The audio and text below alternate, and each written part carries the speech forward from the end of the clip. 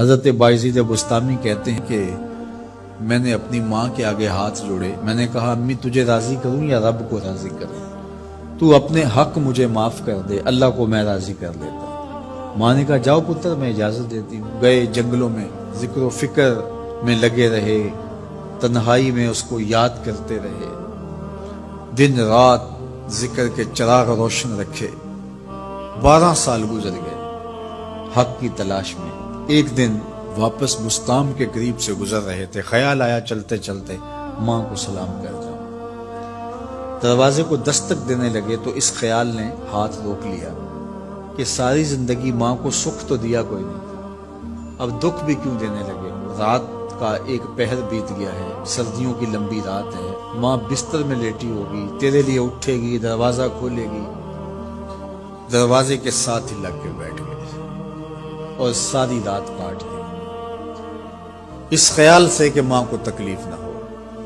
جب سحری کا وقت ہوا تو اندر سے جو نالی آتی تھی اس نالی سے پانی آیا، سمجھ گئے میری ماں تہجد کے لیے اٹھی ہے اور وضو کا پانی ہے، تو فوراً دروازے پہ دستک دی۔ اندر سے آواز آئی بیٹا بایزید میں ابھی آئی۔ مائیں بیٹوں کے دستک کے انداز سے جان لیتی ہیں یہ کس بیٹے کے ہاتھوں کا لمس ہے۔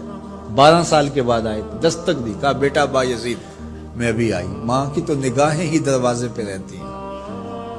اللہ اکبر۔ کہتے ہیں کہ ماں نے دروازہ کھولا، 12 سال جنگلوں کی خاک چھانتے بیت گئی تھی، پراگندہ صورت، بکھرے ہوئے بال، پھٹے ہوئے کپڑے۔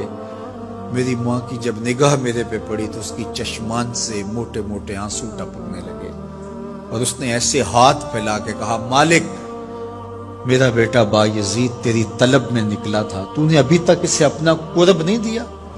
حضرت بایزید بستامی کہتے ہیں 12 سال کی ریاستوں سے جو کچھ نہیں ملا تھا ماں کے اٹھے ہوئے ہاتھوں سے مل گیا۔ میں نے کہا مالک میں تجھے کہاں ڈھونڈ رہا ہوں، تو کہاں موجود ہے؟ تو ماں باپ کی رضا اللہ کی رضا کا دروازہ کھولتی ہے۔ جن لوگوں کے ماں باپ ناراض ہیں اور وہ جا کے پیر صاحب کی خدمت کرتے ہیں اور میاں ماں کے قدم چومو، باپ کی ٹانگیں دباؤ، ان کی خدمت کرو، تمہارے پہلے مرشد وہ ہیں، ان کو راضی کرو، پھر کسی شیخ کامل کی صحبت میں آنا، دیکھو کیسے دل کی بند کھڑکیاں کھلتی ہیں۔ ایک مرشد تو ناراض کر آئے اور دوسرے مرشد سے تمہیں کیا ملے گا؟ تو راستہ یہیں سے کھلے گا۔ والدین کو کبھی ناراض نہ کرو، والدین کو کبھی دکھ نہ دو، والدین کو کبھی تکلیف نہ پہنچاؤ، اور والدین کو بھی چاہیے کہ اپنی اولاد کو اپنا نافرمان نہ بنائے۔ ایک بزرگ فرماتے ہیں کہ مجھے برابر 30 سال ہو گئے ہیں کہ میں اپنی اولاد کو کوئی حکم ہی نہیں دیا، کوئی حکم نہیں دیا۔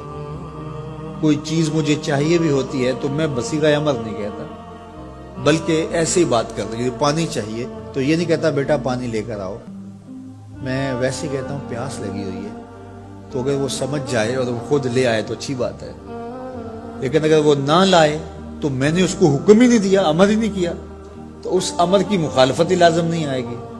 تو کہا 30 سال برابر گزر گئے ہیں، میں نے اپنی اولاد کو حکم نہیں دیا کہ کہیں وہ میری نافرمان نہ ہو جائے، کیونکہ اگر وہ نافرمان ہو گئی پلے کچھ نہیں رہے گا۔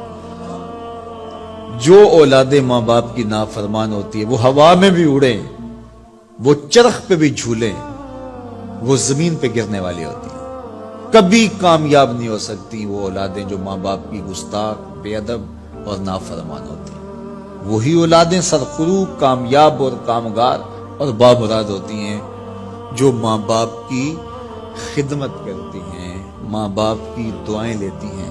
وہ ایک بچہ ماں باپ کے پاؤں دبا رہا تھا، تو ایک بچہ ایک بر اعظم میں، دوسرا دوسرے بر اعظم میں، تیسرا تیسرے بر اعظم میں بڑے بڑے کاروبار کر رہا تھا۔